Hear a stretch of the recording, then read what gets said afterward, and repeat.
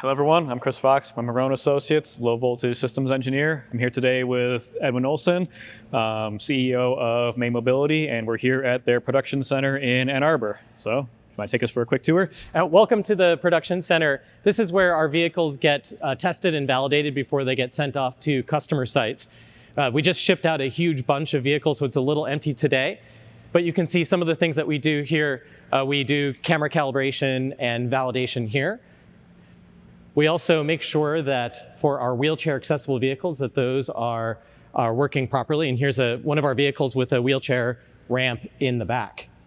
So we've designed our vehicles so that our customers can choose to have wheelchair accessible vehicles, which is part of our do the right thing kind of philosophy about public transit. Fair. And what most people are most interested in is the autonomous vehicle itself. So we have one vehicle here that kind of showing off all of its hardware. So we're an all of the above kind of approach to autonomy. We believe in LiDARs, cameras, and radars. Good. Basically what's going to make the job safe and cost effective. So this vehicle has 5 LiDARs. There's a big LiDAR on the roof, and then smaller LiDARs around each corner. And the smaller LiDARs are primarily to fill in blind spots. So if I was here, the large LiDAR is not going to be able to see me, but the little LiDARs can. So all in, that's 5 LiDARs, but these are also pretty low-cost LiDARs. These are all 905 nanometer amplitude modulated LiDAR. Okay. So the real goal here is to keep the bill of materials price down, because it's really important to us to build a business that makes financial sense as well.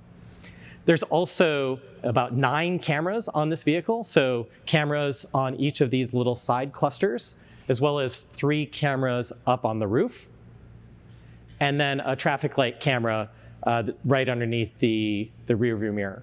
So you're not leveraging any of the built-in hardware, right? You're only using your own add-ons? That's right. Okay. Yeah, and so part of that is to be at least reasonably vehicle agnostic. Today we're showing you the Sienna, but we do actually work on some other platforms like the Toyota e-Palette. Okay. And then there's also radar. So radar, we've got a number of radars on this vehicle. There's a couple underneath the sides, the ears as we call them, up here. There's a front-mounted radar, and then a couple more radars in the back as well. Are those 77 gigahertz ones? Yes, very standard ACC style radars. Okay. Again, keeping the bill of materials price as low as possible. And what megapixel cameras are you using in general? I actually don't remember the exact resolution, but they're not exotic. Okay. So these are pretty low-cost cameras. The other thing that's a little different about our vehicle is that we have our computer inside the vehicle. So the computer is where the passenger seat would be. And this turns out to be really nice from an environmental packaging perspective. We don't have to provide another weatherproof enclosure and then somehow get cool air there. We can leverage a lot of the watertight infrastructure we already have. And for a deployment where you don't want someone reaching over and messing with the steering wheel, you generally don't want someone sitting up here anyway. True. So that's worked out really well. That actually came from feedback from some of our first deployments where we had the computer originally in the trunk. Which is where most of them would put it anyways, yes. Yeah, and the question was, well, where do I put my luggage? Where do I put my groceries? That's a problem, yes. So we've been able to open up the entire trunk, which allows us to have storage or the wheelchair accessibility. So for the computer, I know most of these seem to be hybrids. Are you tapping into the 12-volt system, the high voltage system? Do they have their own dedicated power source? Like, how does all that work? Yeah, so this is a hybrid system. We try not to get too close to the high voltage system. I actually don't remember on this particular design. We've gone back and forth between whether we're on the 12 volt or the 400 volt rail. Okay. So one of the things that you need to do when you've got an autonomous vehicle is you can put sensors on it, but then you need to know where are the sensors on the vehicle.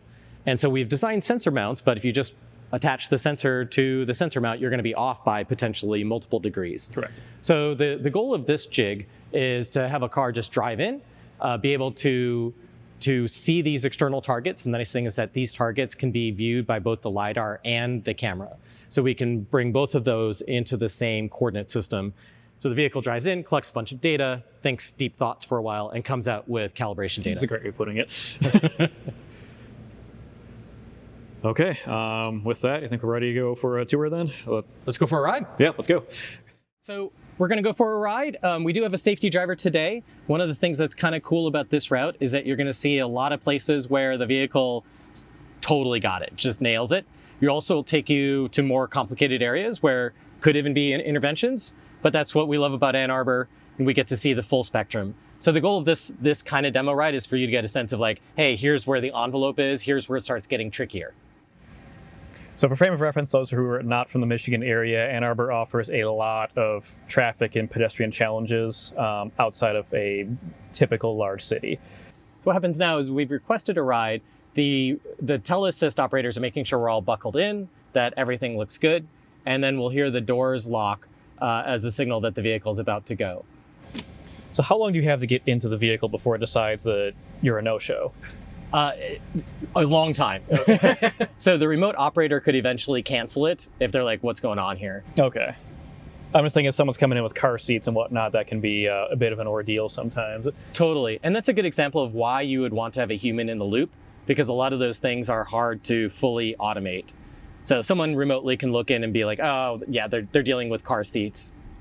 I'm not going to release the car and have it go somewhere else. One of the things you'll notice is that we go into a lot of parking lots, and parking lots are super challenging because you've got obstructed sight lines and cars can start moving. This is an unprotected right turn. But our customers want us to drop them off at the door. So which is a parking lot, yeah. Do we have any Michigan lefts or unprotected lefts on the route we're going to be taking? Multiple. Good. Yep. Okay, those tend to be much more difficult. For sure. Now in the office park, they're usually not quite that exciting. This is an unprotected left. Although there's some traffic here. That guy's booking it. And one of the things that is kind of cool is that we can even detect when other cars are being non-compliant, when they're about to speed through or do something that they really shouldn't be doing. Now it looks like we have a thunderstorm rolling in. Is this still going to work when it's in a downpour or anything like that, or do we not care? We definitely care. So light rain is usually not an issue. So kind of the rule of thumb, I think I mentioned this on our podcast, is that if your windshield wipers are doing this, we're fine. Yep. If your windshield wipers are doing this, we're going to suspend service. But that's part of the fun of operating in cities that have weather, that we're getting that data. We're starting to figure out how to handle those kinds of problems. I'm glad you pointed that out, because a lot of the companies who develop these AVs, it works so perfectly, but they're in Southern California where you get half an inch of rainfall a year? Exactly right. So we've actually arrived at Thai Spoon, the free advertisement here, really good pad Thai. We're gonna head up Stone School Road here a little bit. So we have the same thing going on right now. I've requested the next stop. The remote operator is making sure we're all seat belted. Take the remote operators watching from the various cameras. That's right. Okay. So see one rear facing there. That looks like the one next to you. And our vehicles that are designed for driver out actually have additional cameras and some additional buttons in the front. So, for actually confirming you're ready to go, you would hit a button as well to say, hey, I'm good to go. Okay. And so theoretically, no one's even allowed in the driver's seat normally, right? Correct. Okay. What would need to happen for you guys to remove the steering wheel? Congress would have to change the Federal Motor Vehicle Safety Fair Standards. Enough. Okay. So, this one, it's a great question because it comes up a lot. Like, what kind of vehicle would you want for an autonomous vehicle? And so clearly one without a steering wheel makes a lot of sense. Why couldn't we turn that into seating? Right. But today, the Federal Motor Vehicle Safety Standards require those manual controls like a steering wheel and brake pedals. Okay. So the Sienna, actually, I think we have one of the best vehicles for commercializing autonomous vehicles today, because it's a mass market vehicle that's street legal in all 50 states. It's also a very practical vehicle. It's a hybrid, good gas mileage. It's not that expensive. So I think this is a place where May has the best vehicle supply chain of any AV company. So unprotected right. And so here you can see the display. We're tracking cars moving across. This is a combination of camera and LiDAR data. That is pretty clean. A lot of them I've seen, they get really choppy and vehicles are heavily pixelated. And of course, we're at a red light, so we're going to go straight through here. The traffic light is being detected with a camera just underneath the rear view mirror. Interesting how it pumped the brakes as this guy crept out of the intersection. Exactly, yep. And very short reaction time. Our vehicle is watching and making predictions. There's a probability distribution over what it's going to do next. Is that guy going to try to sneak out ahead of us, or is he really going to come to a stop? And so the way our technology works is that we're running many Monte Carlo simulations to try to learn what the best policy is for the one-of-a-kind situation that we are actually in. And so what's unique about our technology is that our vehicle is actually learning as it's driving. So we're trying to learn what the best policy is for the one-of-a-kind situations that we are experiencing right now. So under that seat, that's where our computer lives, right in front of you there. And it's doing thousands of these Monte Carlo rollouts, doing them fast enough that it can actually learn how to respond to the situation we're in right now. Oh, we caught a yellow light. So vehicle there, that's a great example. Should the vehicle brake or go? Yeah, that was driver's ed. It was always, where is the yellow light versus the mirror, and that was like the decision criteria. Right, and even that's actually a pretty bad good. first order approximation. Because if there's a car right on your butt, what should you do? Yep. Then you probably want to go, or at least bias yourself towards going, because you don't want to slam on the brakes in order to get rear-ended. Correct. Now suppose there's someone right behind you, but there's a pedestrian that's starting to cross in front of you, jumping the gun a little bit. Well, now the answer actually is to brake hard again. And so this is a really good example of how very small changes to what's happening around the vehicle change what the right answer is. Yeah. And expecting the vehicle to ship from the data center with the rule book, it says exactly how to handle everything, it doesn't work. Okay, so we just got back from our ride and drive. I don't know what the proper term for that is. Sounds good. Whatever. our butt in seat time, which was actually very good. I gotta say, I was thoroughly impressed. Constantly seeing the decision making rather than the vehicle being just purely reactionary to everything that's in front of it. It's actually making the decisions of what is someone likely to do, even if that's not within the confines of the law. So I definitely do appreciate and respect that. So the question is, what's next for May Mobility at this point? So we feel like we're at a point right now where the technology is far enough along that we can operate without safety drivers in more limited environments. In fact, we did our first deployment without safety drivers in Sun City, Arizona at the end of last year. Good, okay. Which is big for us, big barrier. Over this year, you're going to see a couple more driver out sites. Okay. That's the right way. Yeah. Without a driver. And those are really good for unit economics, but also to help communicate to the world where we think we've nailed the technology problem. But of course, we'll also be expanding with sites where there will still be a safety driver. And those are really important for us because we're getting a huge amount of data from the places that we operate with safety drivers. And that's a core part of our business model. Okay. Any thoughts on licensing the technology? Well, I think there's a lot of applications for the technology. Obviously, what we build could be used for ADAS as well. Yes, exactly. That's what I'm thinking. And so we do talk with folks about that kind of thing. But one thing to keep in mind is that we are a really vision-oriented company. One of the things that we're really passionate about is that we want to make cities more beautiful and more accessible, and we don't want to contribute to just more cars. Okay, people taking their personally owned cars downtown. So we really want to create long-term incentives for people to use public transit as opposed to more cars downtown. Okay, fair enough. Okay, so we're going to be doing a question and answer session with industry experts and whatnot to go through levels of SAE autonomy from 0 to 5. I've been told you were part of defining some of that. Can you elaborate, the pros and the cons, what you like and don't like about that system? Yeah, absolutely. So I think you have to go kind of in the way back machine to what was the context when we were doing this. Okay. And the context of the levels was really around personally owned cars. If you go out and you buy a car, how frequently can you expect it to be in autonomous mode versus not autonomous mode? Okay.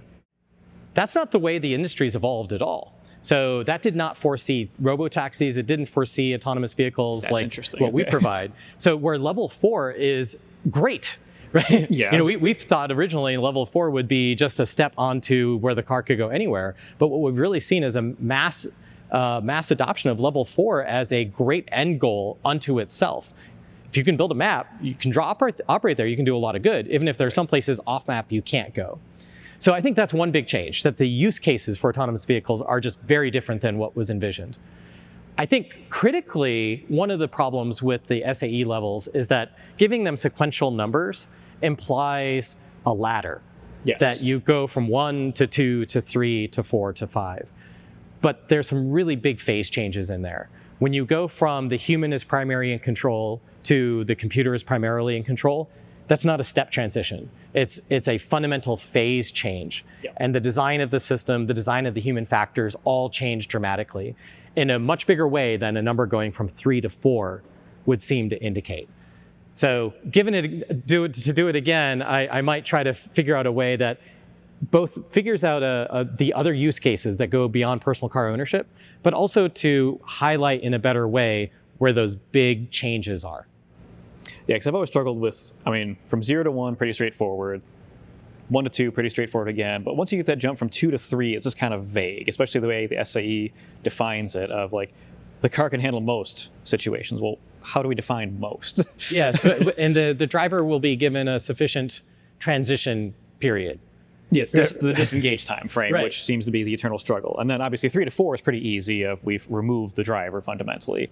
And then 5 is, again, kind of wishy-washy again. One day, yeah. Well, sure, level 5 will happen one day. Anywhere, It will. anytime, any condition, it's like, okay, I see where you're going with this, but to your point, like that is an astronomical jump from... That's right. Well, and I think part of the problem is you go from like in the 3-ish range. 3 is kind of almost like a no man's land for human factors. Yes. From a technology perspective, you can imagine designing a system that might be able to provide adequate notice, 4 seconds, 6 seconds, whatever it is. Yeah. But to a human who has zoned out, fallen asleep, is watching a movie, there's a human factors aspect here that humans are just really bad at that kind of phase transition. And so the overall system concept needs to reflect not only what can the technology do, but how can it successfully interact with humans who are merely flesh and blood and full of all the challenges that comes with. All right. Well, thank you again for having us. Really Thank you. appreciate it.